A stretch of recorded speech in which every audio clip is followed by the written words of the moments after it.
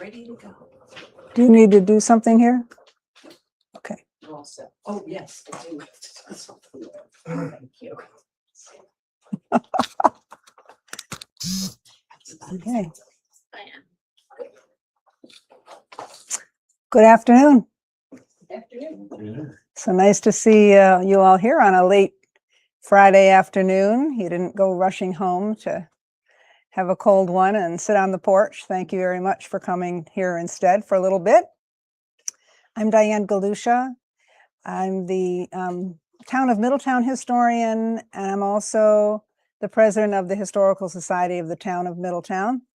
And I am the author of a book called Liquid Assets, the History of New York City's Water System. So I'm going to talk to you a little bit about a part, just a small part of that system, though it's a huge part of Delaware County, the two reservoirs that take up a good chunk of acreage in Delaware County. Let me try to get myself organized here. So I don't know if you remember, but several years ago, maybe even a couple of decades ago now,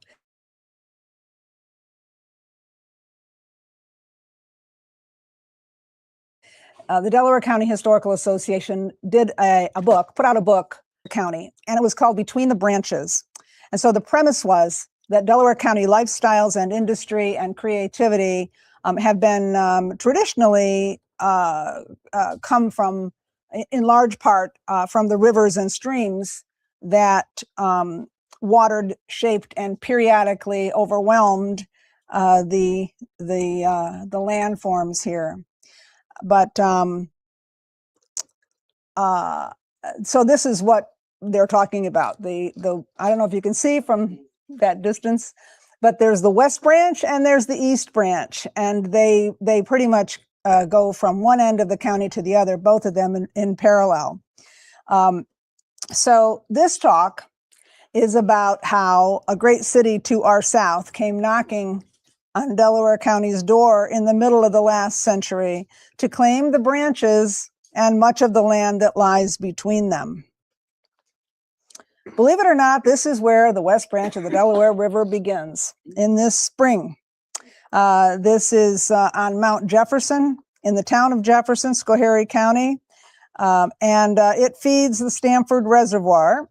So in effect, Stamfordites take the first drink of the water bound for unseen millions. The river snakes across the landscape through Hobart and South Courtright and Delhi, Walton, Deposit, and Hancock, where it meets the East Branch, which begins just a few miles from the West Branch at Grand Gorge. This, of course, is in Margaretville, kind of partway there. These two branches flow west and merge near Hancock, and the combined waters flow as the Delaware River south. The river meets tidewater at the juncture of Morrisville, Pennsylvania, and Trenton, New Jersey, at the Falls of the Delaware, and then flows into Delaware Bay just past Delaware Memorial Bridge in this image. Through its course, the Delaware River forms the boundaries between Pennsylvania and New York, the entire boundary between New Jersey and Pennsylvania, and most of the boundary between Delaware and New Jersey. Clearly, millions of people downstream depend on this water and the water from countless streams that feed into the East and West branches and the main stem. Which is why, when New York City proposed building dams on these streams to meet the growing demand for water there, New Jersey, Pennsylvania, and Delaware were not pleased. More on that in just a minute.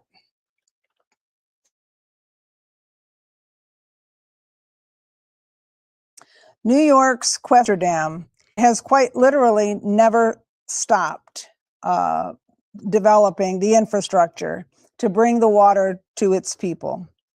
I'm not going to relate that story and sometimes tortuous and complicated history stretching over a couple of centuries. This talk would go on for another hour if I were to do that, but to suffice it to say that across 7 counties, thousands of people were displaced, dams were built, tunnels excavated, water delivery pipes laid, so that city residents would not lack for fresh water. Even after the Ashokan and Schoharie reservoirs were completed here in the Catskills, demand continued to grow. It didn't take long before city engineers were eyeing the clear and copious waters of the Delaware River and its tributaries. So you can see by this map, it's kind of far away, but I think you can see that the New York City water system in this region is made up of the Catskill system. The Ashokan Reservoir and the Schoharie Reservoir make up the Catskill system, as well as a couple of receiving reservoirs across the river down in Westchester. And the Delaware system is made up of 4 reservoirs, which include the Rondout, which is the collecting reservoir for the other 3, the Neversink Reservoir, the Pepacton, and the Cannonsville. So that's a lot of real estate that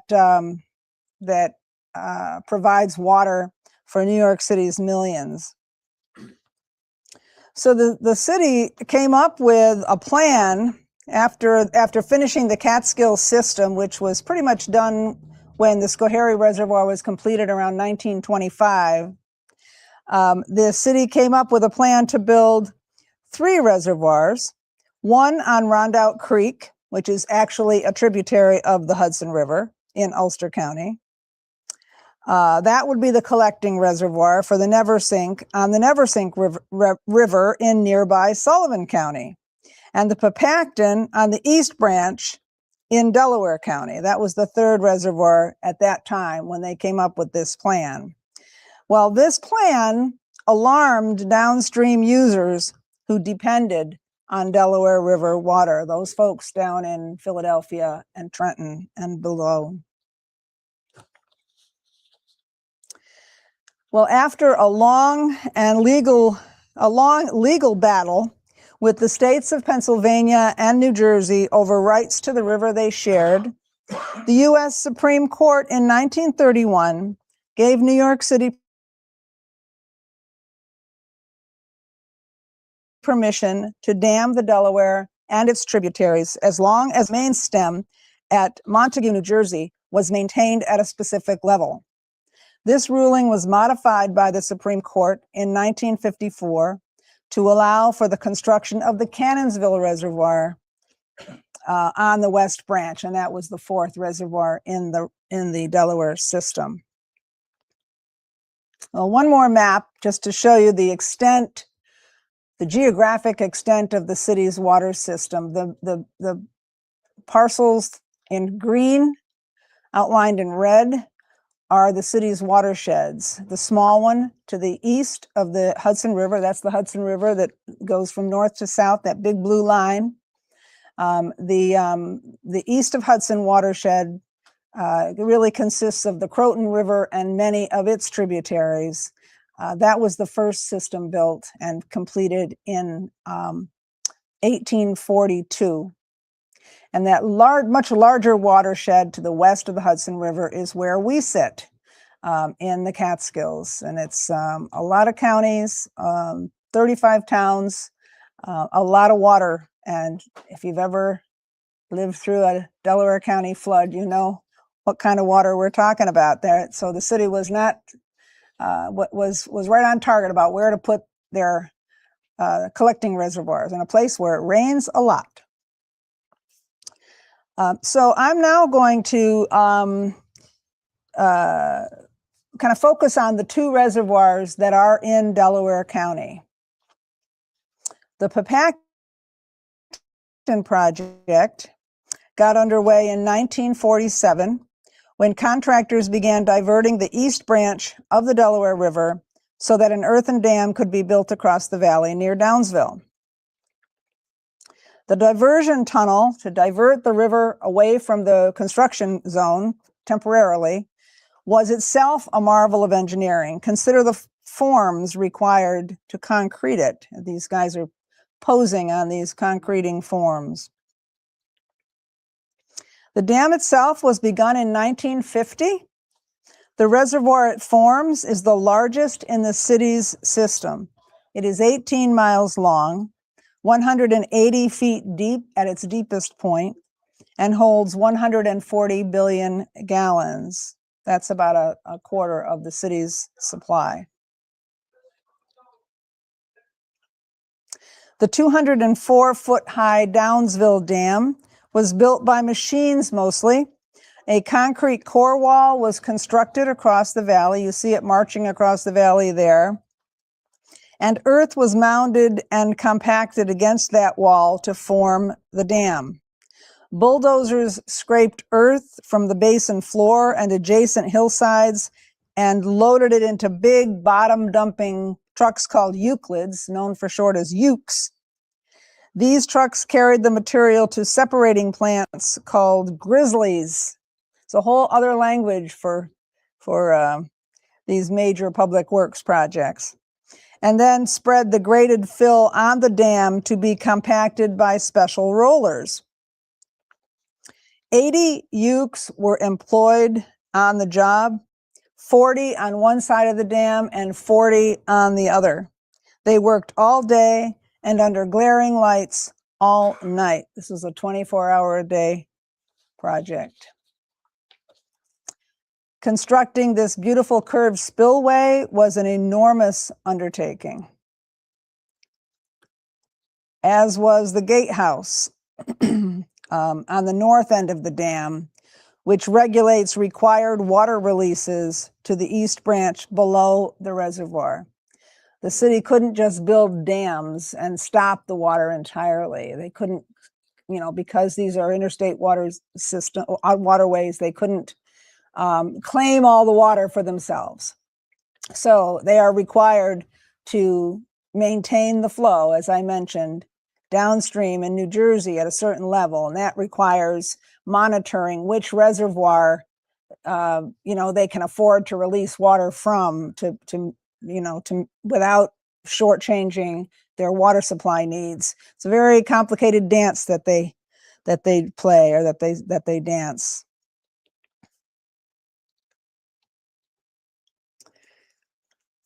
So this is a diversion tunnel again, I think.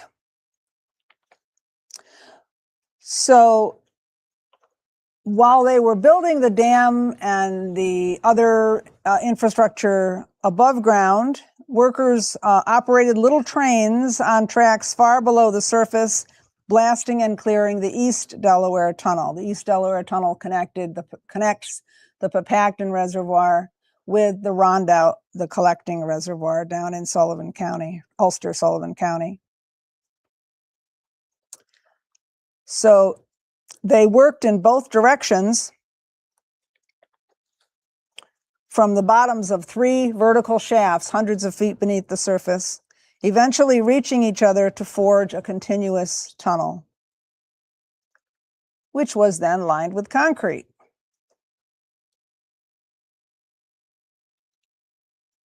So it's not just, these are blasted through deep rock tunnels, through bedrock, but they didn't just leave the rock ragged and exposed. They enclosed them all with concrete.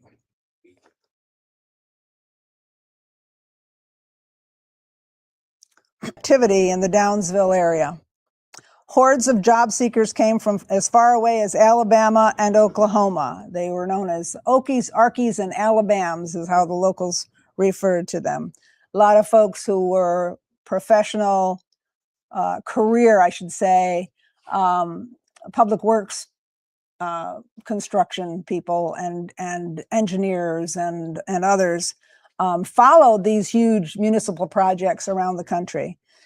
So they came and they introduced mobile home living to this area, which was kind of unknown at the time in the early 50s. But these were the folks who tried that that mobile lifestyle out in order to get these jobs around the country. Well, wages ranged from $1 an hour for unskilled laborers to $2.25 an hour for miners and blasters. Very dangerous work, so they got paid a little extra.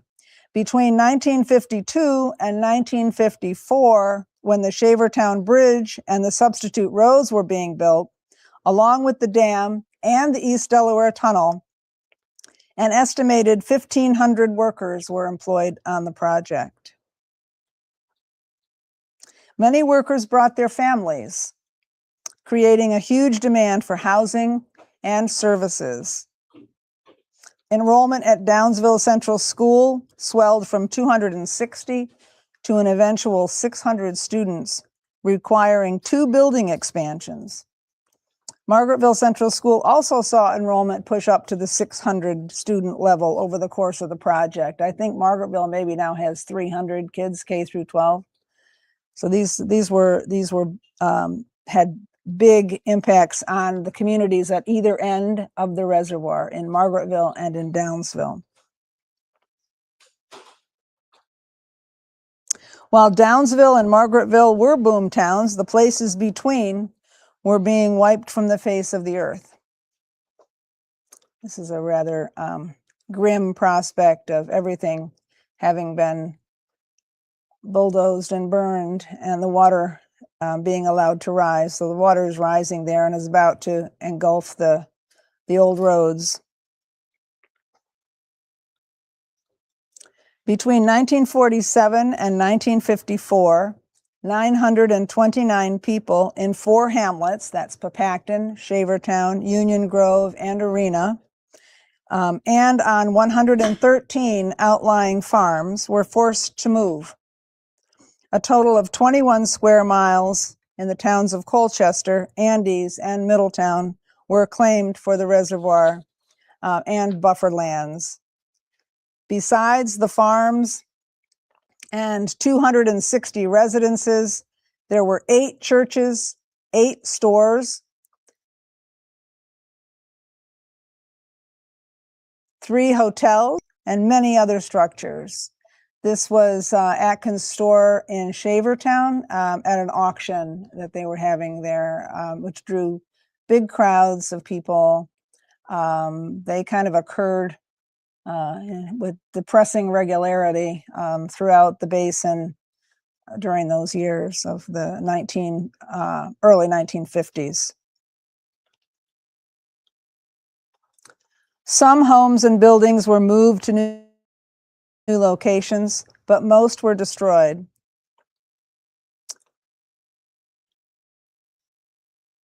This is Arena. So I'm told that while there was great sadness, there was no huge outcry about all of this, just a sense of resignation to the inevitable, which is not to say that people didn't fight for what they felt their property was worth. In Papacton and later in Cannonsville communities, some people accepted what the city offered in compensation, but more often they argued for more before state-appointed appraisal commissions, which sat in local meeting halls to hear testimony from a parade of property owners, lawyers, and expert witnesses. These witnesses and lawyers detailed every board, nail, and pane of glass in the house, every fruit tree in the orchard, every pound of milk produced, every foot of stream frontage, to convince commissioners to require the city to pay higher awards. People who were dissatisfied with commission awards took their claims to the state Supreme Court. It was many years before many of them were settled. Altogether, the Delaware Commissions of Appraisal, sitting over 57 years and 4 reservoir projects, settled 6,700 claims, totaling nearly $27 million for lost property, wages, and business. So if you had a business in a taking area and you employed 4 people, Even if the people, so the people who lost their jobs were compensated, and the business owners were compensated for the lost business. So it wasn't just property owners, farmers who were compensated for their farms, or boarding house owners who were compensated for their businesses, for their property. There were also two other components there. There was also a whole system of judging riparian rights and how much those were valued. People who lived along the rivers who were going to lose access.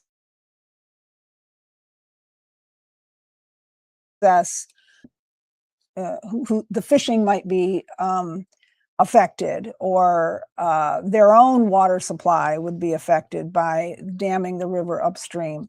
There was a whole new legal field of riparian rights litigation that developed from these reservoir projects. So some homes were moved to new locations, and others were burned in place. So by 1954, when the Pepacton was completed, the city had 23 reservoirs online in 7 upstate counties and in New York City, but it wasn't finished building them yet. This is kind of an aerial view of Granton, which was a little hamlet in the Cannonsville Basin along the West Branch. Originally pegged as the site of a federal flood control project, the valley of the West Branch of the Delaware River was ultimately claimed by the city to add to its water supply. You can see, actually, from this photo, you can see the hills rising up behind it and the river going, right across the bottom of that valley. Why this spot would be a good one for to build a dam from the city's perspective, anyway. 60 municipalities, organizations, businesses, and individuals spoke out as objectors to the proposal to build the Cannonsville when hearings were held by the State Water Power and Control Commission in 1950. Many agreed that the city should get water from the Hudson River rather than claiming yet more land from Delaware County. But the project was declared to be justified by public necessity. That's what eminent domain is all about, is taking private property for the greater good, however that's defined. So approval was granted. The city then went back to the U.S. Supreme Court to amend that 1931 ruling. In 1954, the court did exactly that, essentially doubling the amount of water the city was allowed to take from the Delaware River. In 1955, construction began when New York Mayor Wagner, that's him in the cab, presided over the groundbreaking at Shaft 2 of the tunnel near Harvard. It was a bitter December day, and they then quickly got him out of there, and they hustled him off to Roscoe to the Ancrum Lodge for a 50th anniversary of the Board of Water Supply. So the Cannonsville Reservoir and the West Delaware Tunnel that carries its water 44 miles to the Rondout took 10 years to build. The tunnel was built from 7 vertical shafts at Reedburn, Harvard, Horton, Rockland, Johnson Hill Road, DeBruce, and Halls Mills. The shafts ranged from 303 to 780 feet deep. Drillers and blasters, again, worked in both directions from the bottoms of these shafts, shearing off several feet per blast using dynamite placed strategically to remove the most rock with each shot. It took 300 pounds of dynamite for each advance through 10 feet of solid rock. The West Delaware Tunnel was completed in 1960. While this photograph with the superimposed white lines to show exactly where they felt that the rock was going to fracture, It shows the place, the little holes where they were going to put the dynamite. So it was very strategic placement of this explosives to remove, hopefully, 10 feet of rock per blast. This photo is actually of the diversion tunnel of the Neversink Dam, but it was the same concept that they used in all the hard rock tunnels that they built.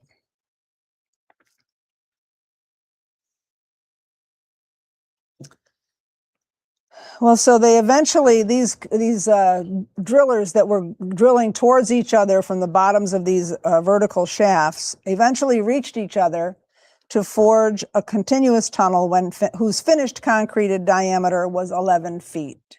See how nice and smooth that is? Nice job. So between the drills and the dynamite, falling rocks, floods, and pockets of methane gas, there were several deaths and many injuries among the hundreds of workers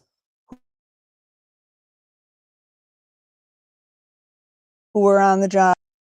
In July of 1960, Lane Construction Company of Connecticut was awarded the $11.7 million contract to build the Cannonsville Dam near Stilesville. Basically, clay was layered in a trench, which had been excavated to bedrock.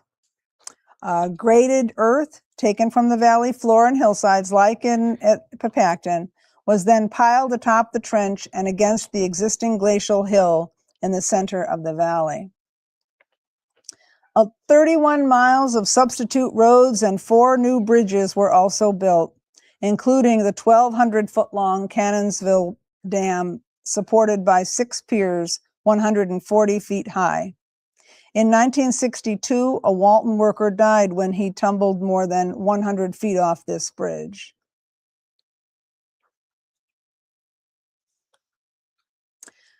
Nearly 20,000 acres were taken for the reservoir, 31 square miles in the towns of Walton, Deposit, and Tompkins.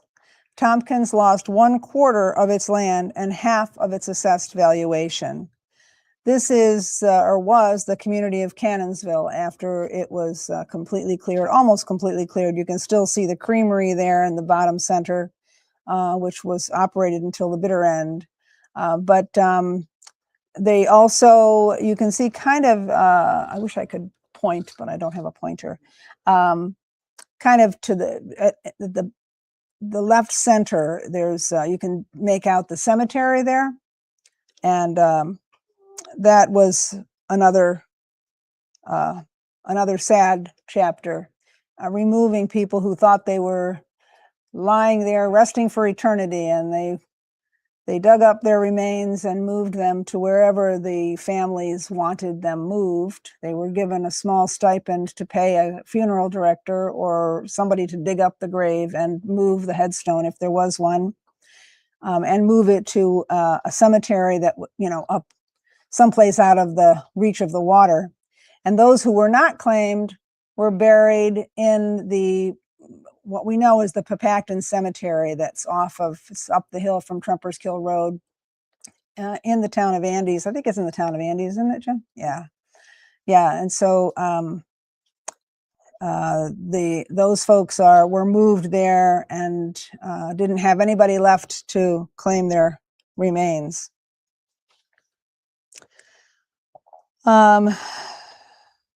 So 974 people were forced to move between 1961 and 1964. Lost to the reservoir were their homes, along with 74 farms, 4 schools, 2 hotels, and 2 creameries.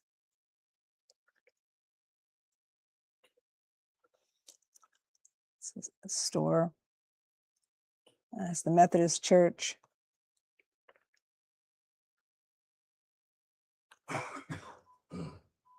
And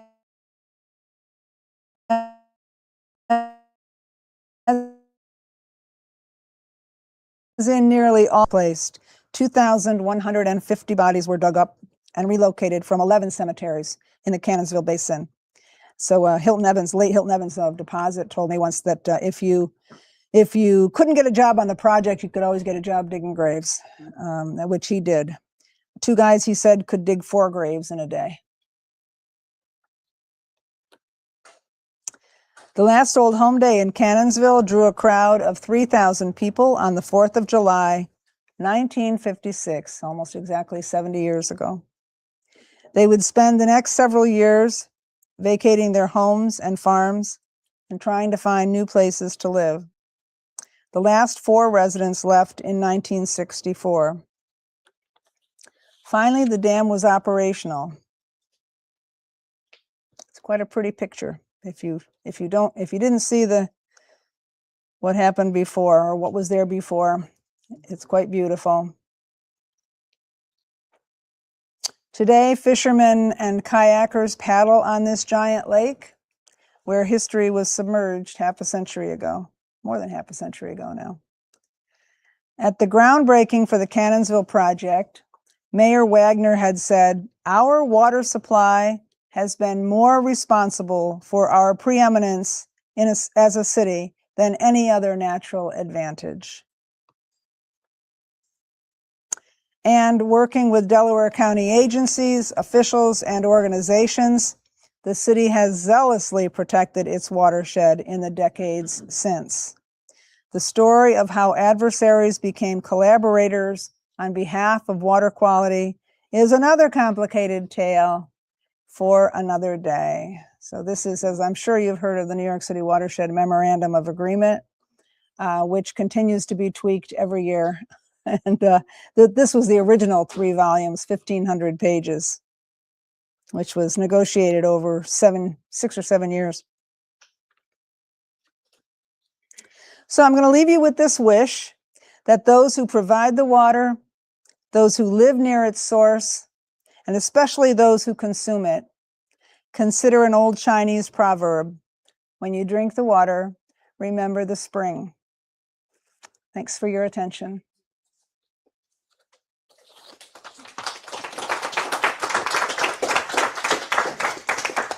Does anybody have any comments or questions, or I'll try to answer them?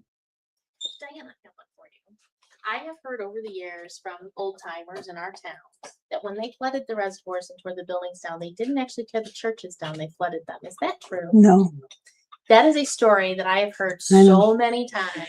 That actually is a common myth around the construction of every reservoir, not just the New York City reservoirs, but every place I've ever heard of having a reservoir built. There's something, I don't know what it is that draws people to establish those kind of myths, that kind of magical thinking that if you just thought about it for a minute, you'd realize this is a water supply reservoir. And, they were very meticulous about cleaning everything out. They cut every bit of vegetation down, all the trees and everything, down to like within 6 inches of the surface, so as not to have organic matter over time contaminating the water or reducing the quality. Do you? Every septic tank in the entire building, all those valves. They did, Really? and they cleaned out every outhouse, every cesspool. And there are no church steeples that appear when the water gets low. That's the famous. I've seen the Cannonsville low enough to see the tree stumps. Yeah. And you can see the macadam, they left like the roads, the paved roads. I've never seen the steeples, but I've heard it so many times. I'm going to ask Diane to clear this up once and for all. Then they flood the churches. Right, Yeah. well, and it's No. also, they said in the Schoharie Reservoir that these are people, I know when the reservoir gets low, you can see that church steeple coming right out. And I said, that thing's been there since the 1920s. Yeah. Even if they left it, the church No, wait. steeple is not there. Yeah, it's an interesting. Burned all of Gilboa in one shot. Yeah. I think they burned it all in one day. We just torched the whole town. Other questions? I guess what they removed, where did it go? I'm sorry, say again? Where did they take what was removed? Oh, you mean the debris and stuff? Yeah. I don't know. I think they probably took it and buried it. That's a very good question. I've actually never even thought to ask that question. As much as they could of the they did burn a lot. They did burn a lot, but there was, you know, there were piles of debris. Soil all went to the dams themselves. Yeah. Unfortunately. Yeah, they brought up the material that they brought up on building the tunnels because you know they were blasting this rock and then they had to do something with it. That's why they had those little railroads down there, those little dinky railroads, and they would back the cars up to the debris field, and then they would, you know, the men would load them with all this broken rock. That must have been a backbreaking job, and then they would haul the train back to the belled out area beneath and there was a, you know, a hoist mechanism that would bring those to the surface.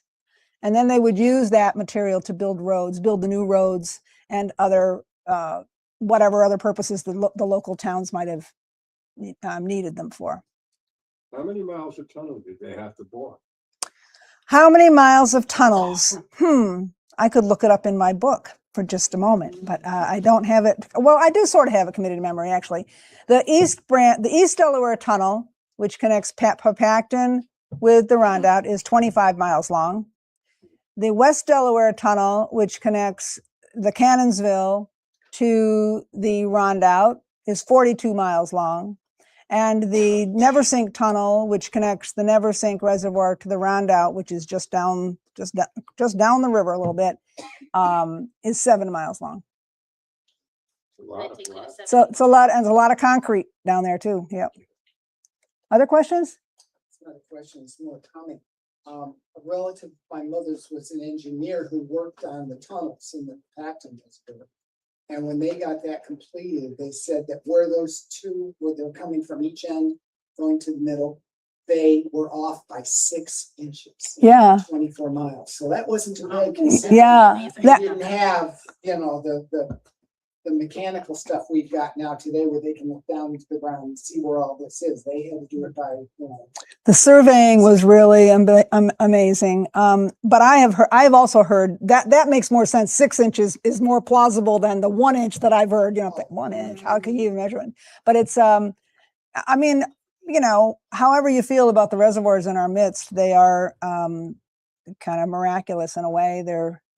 I guess that's the wrong word, but they're really engineering feats that were created in a time when, you know, they didn't have the technology that we have, and but even before the reservoirs that came before this, the Ashokan Reservoir, and to some extent the Schoharie Reservoir, they relied on horses and mules and steam power to get materials to and from the dam site, and they required a lot of men with very strong backs and very skilled animal handlers. It was a whole other type of construction before the advent of heavy equipment, which was utilized in the Delaware reservoirs. Now, is one of the, it might not be one of the Pacton tunnels, but is one of the tunnels leaking? The one I think is one that crosses the Delaware or the Hudson goes under? That's right. Is there a significant leak going on? And well, there was a significant leak going on, but I'm told that they fixed it. It's a pretty, that in itself is an amazing feat. It was the Delaware Aqueduct crossing underneath the Hudson River. And it was leaking. There were actually two leaks, but the major one was on just not far from the shore, bank of the river. And it was leaking enough water to serve the city of Rochester every day. So it had established its own ecosystem. There's this whole swamp area, wetlands area, but and this is probably since the time it was constructed in the 1930s. And they came up with a plan and pulled it off. They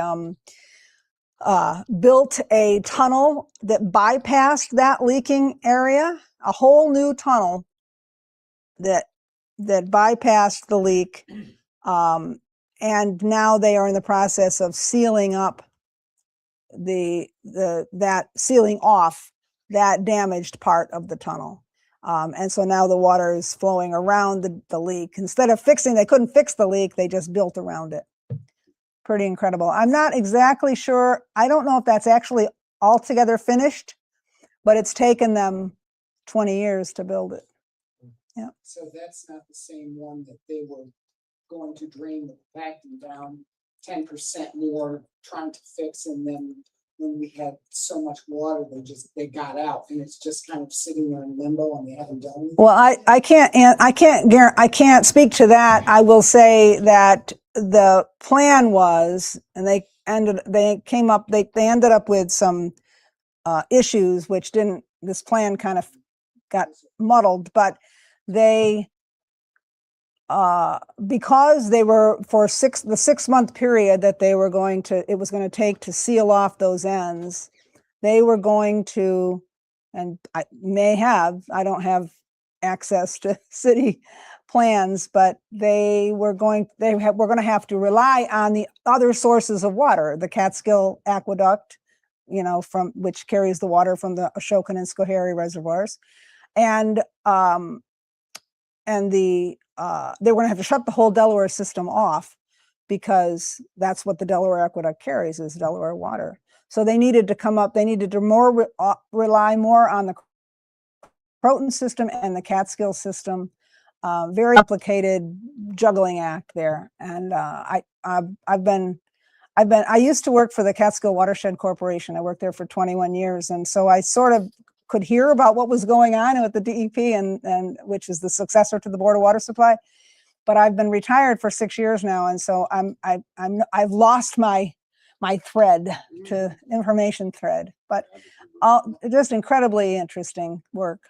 So what I can share about that is, so those that don't know you, I am the Commissioner of Planning and Watershed Affairs for Delaware County. So I do deal with this every single day. Oh, good. Tell me. But what has happened with the reservoirs is New York City is very strategic about how the waters are released and how they release from which reservoirs. The Pepacton is what they consider the champagne of the watershed. It's their premier watershed. So they are very protective of that. So in 2011, when it flooded, they had to shut the Pepacton down for a period of time because of flood debris and contaminants. And they learned very quickly during that time frame, they could actually, for short periods of time, rely on the Croton and the Ashokan to feed the system. Only about 10% of the water that feeds New York City comes through the Croton system. 90% comes through the Delaware and the Catskill systems. So most of their water comes through here. The Cannonsville, actually, the gate at the Cannonsville is taken care of in Montague in New Jersey. And that is because that gate actually also keeps the salt line back in Philadelphia. Mm-hmm. So there's a big interstate commission. They call it the RFAC.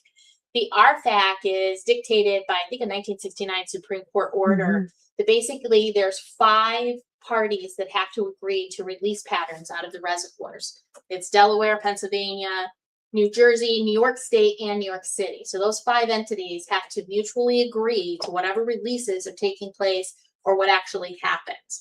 And they negotiate that every few years. There's small windows for the fisheries where the DEC can make decisions to release certain amounts of water during warm weather to keep the fishery cold. But other than that, if the city is going to change the release patterns in any way, those 5 entities have to come together and agree to that. So it is a process for the city to shut down to correct a tunnel. Well, there is a connector tunnel for the waters out of the Delaware system that needs to take place to fix the problem where the leaks were. That connector is a section of tunnel that is so far below surface that the city actually, the first year they did it, they actually drew down the Cannonsville, but they had to shut the project down because the dewatering systems they had, and this is with great deal of modeling, actually weren't big enough to handle the amount of groundwater that penetrates into that system. There's so much water in the system. So they had to stop the project. And then the following year, they tried to redo the project again and rebid it, but costs have gone through the roof. So that project's on hold right now until they can get all of the technical engineering and the costs and everything under control. So we're back to the original RFAC decision of, I think, 1985. So there's no spelling at the moment. But for the city to actually, in the reservoirs, and do greater releases that would allow them to do repairs, or for Pennsylvania to get more water and New Jersey to get more water, all 5 entities have to completely and 100% agree with one another. It is an extremely complicated process, and it, as Diane said, it's a dance, and it happens every single day. Mhm. We should go on the road. We should take this little show on the road. Another plan to replace the shutters at the Acton Dam, because they were reaching the end of their life expectancy. Because I know I have friends who worked for the city, and they said this is all hush hush, but at one point they were going to have to drain the Acton Reservoir down 90%, so that they could physically get to those shutters. And Yeah, that was supposed to happen in what, 2018? 2018, that's on hold until beyond when they Our can repair lifespan. the, that's not gonna happen. And I think there's a misconception, a lot of people don't realize those tunnels, it's not like those big shut off valves, you can't just shut them off. When they do repairs, people in scuba divers have to go down in there. They send engineers in there that are scuba divers to make those repairs, Do you want to be because one you of them? can't pull the water out. I'm claustrophobic, you wouldn't catch me in those tunnels, but You sucked in. But we've had, over the years, I've talked to locals that worked on these reservoirs. There's a gentleman in Colchester, Luke Watson, who is a very local character. He is a blaster, and he worked on the tunnels out of the Papacton. And he said that when they were drilling under the Hudson, and they were drilling some of those really deep tunnels, 600-700 feet below ground, they actually had nicknames. They called them mud puppies. Those guys were called mud puppies because they came out literally covered. They looked like swamp monsters because it was so much mud down there. I can't imagine being 600 feet underneath the Hudson No, River. It just doesn't do. Not a place I want to be. Not alive anyway. Yeah, a serious claustrophobic. The diversion tunnels when they were done. I'm sorry, I didn't hear you. Whatever happened to the diversion tunnels when they were done? They just shut them off. I mean, they sealed them up, and the water just then went into the reservoir. Yeah. What goes in must come out. Does anybody have any idea what happens to, where does the septics go from the city of New York? All of this zillions of gallons of. Goes out their 14 wastewater treatment plants. Is that right? So it does Yeah, go back to it's the treated. aquifer? Yes, which is another problem now that climate change has created, sea level rise. Now they've got to figure out what to do with all of this infrastructure that's at sea level. I think all of that blasted rock, by the way, they put it 2 inches under my yard. Yeah. Everybody's got that. We grow rocks better than anything Yeah, else in yeah, Miller yeah. County. Two stones Do for do you every know of any families that got double displaced, that were A couple. and then moved to the West Branch? Yeah, and moved a again? couple. But most people, I think, knew that the Cannonsville was coming, and they, unless they were, desperate for a place to live. I don't think you'd move from Arena to Cannonsville necessarily. But There were people who bought properties in those basins, knowing full well mhm, the city was coming Yeah, through. yeah. And they got them cheap, and they figured they could just flip them for a lot of money. I wanted you to say that, not me. Thank you. Yeah, there. Human nature, though. They do it with Yeah. DOT projects. Oh, sure. today. Oh, sure. You bet. I have another question too. So the old school, the old stone schoolhouse. Now that's the only thing that's left in the Papacton area that's still standing, correct? That is On the the city that is the only non-city owned building on city land in the Papacton. And for that matter, I don't know of any other reservoir where they left a private or a public or a community structure, because they own the land, and they wanted to get rid of the covered bridge, which was right next to it. And they offered it for sale. Nobody took it, and they tore that down. But they left the stone schoolhouse because there was such hue and cry in the community about, taking this historic building. Does anybody know? The rest of you know what we're talking about? It's this wonderful originally built in 1820. It's in Dunraven, just before you get into Margaretville. It was rebuilt in 1862, and that's the building you see today. So it has a lot of memories there. And ironically, that covered bridges they tore away. I was told that when we had the flood in 2011, it was so bad, that bridge would have been fine. Yeah. Yeah. Anything else? Anybody else want to have anything to say or ask? I would like to thank you for coming and doing this. I think Oh. this is not only a part of our history, but it's a more recent part of our history. Yeah. It has very clearly changed the face of Delaware County over Oh, time. oh, most certainly. And the environment, And it's the changed. Yeah. environment, but Delaware County's been resilient and we've done well and we've Yeah. been able to continue to be partners with New York City. Yeah. We aren't always friends, but we Right. are partners, Right. whether you like it or Right. I not. think Right, it's right. important for people like Diane to perpetuate what was there and what it actually Yes. took from Delaware County. I mean, Yeah. it wasn't just once, it was twice. Yeah. And it took Yeah, the best and farmland. basically every one of the reservoirs that the city ever built deserves its own book. I mean, there's so much. I mean, this is like scraping the surface. You know, there's so much I could have included There are about residents. about the properties that were lost, about the people, the human stories. You know, I you can't cover it all, and this is just sort of an overview.